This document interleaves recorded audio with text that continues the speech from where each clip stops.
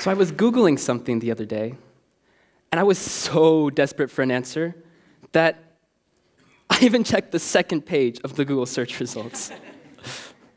Now, presumably, you're really paying attention to me now, because research shows that people tend to remember and pay attention to things more that stand out to them as being interesting or funny. Now, according to Michael Griffin, an associate professor of media and cultural studies, this is how my grandparents got their news. Now, they could assume that the media was unbiased because journalistic integrity was one of the most important things at their time. On top of this, it was considered a public service, and honestly, they just didn't have many ways of getting news. This is how my parents got their news. Increasingly, we started to move towards a more 24 hours type of news, which led to an increase in competition to be the trusted news source, but also decreased the time for fact-checking. And this is how today's generation gets their news. We have so many options, and they're nearly all free. And because of this, many news sources began to pick their spot along the liberal to conservative continuum, and the continuum of presenting complete facts all the way to complete information fabrication. And with all of these vying for our very limited attention, we moved from a model where news could be assumed to be inherently truthful and unbiased to one which enabled fake news. You know, fake news, those false stories with the intent of influencing our opinions and beliefs and are presented as facts. Yeah, those ones. Well, because of this, instead of news being the product, our attention became the product in the form of views, clicks, and likes. I mean, if we see a viral story about a shark swimming down a freeway after a hurricane, we can probably assume it isn't true and it's just someone having a little fun with some Photoshop.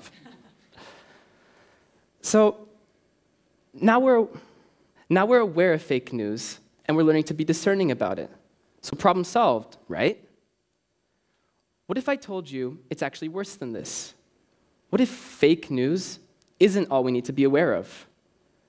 What about all the information we are being manipulated into believing is true because it's interesting or funny, and our guards are down?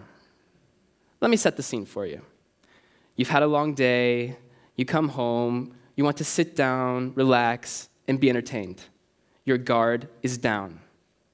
Suddenly, any information or opinions you may come across could just plant the seed of an idea in your head without you even realizing it. Jimmy Kimmel, Jimmy Fallon. Are they all named Jimmy?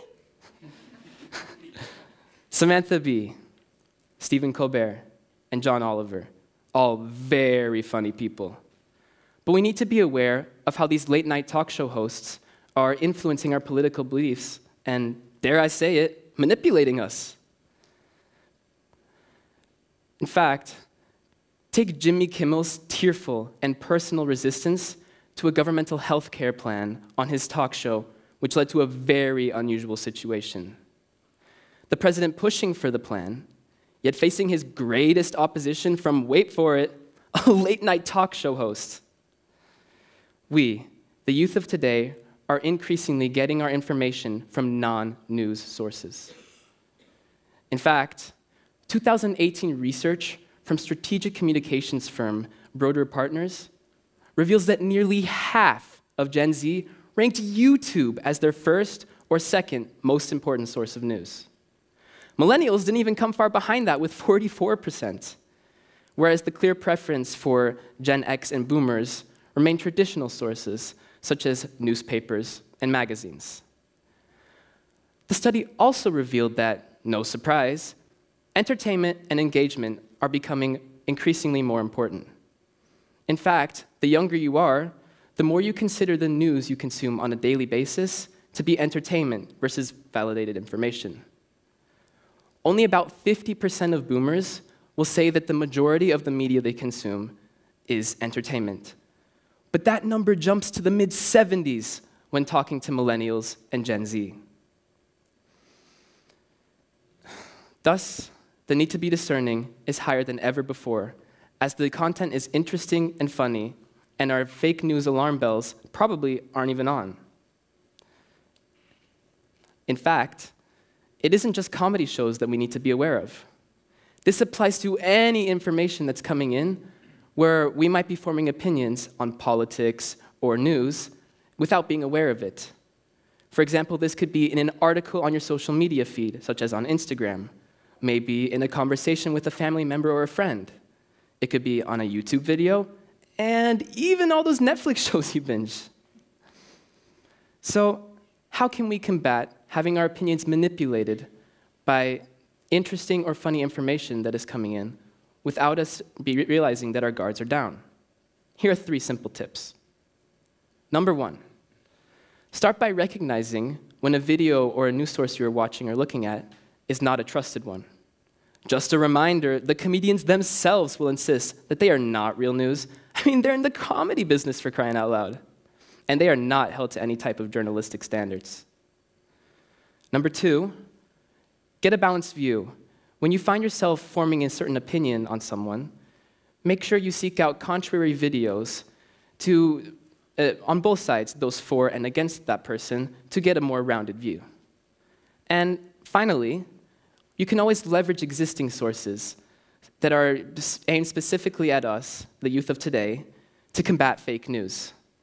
For example, BBC has an interactive choose-your-own-adventure game that allows people our age to make decisions about what sources, political claims, social media comments, and photos can be trusted, and which ones might be fake news. In a world where the business model is increasingly becoming to capture our very limited attention, it's become more important than it ever has been to check that second page of the Google search results.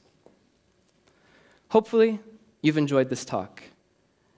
Maybe even found it interesting or funny.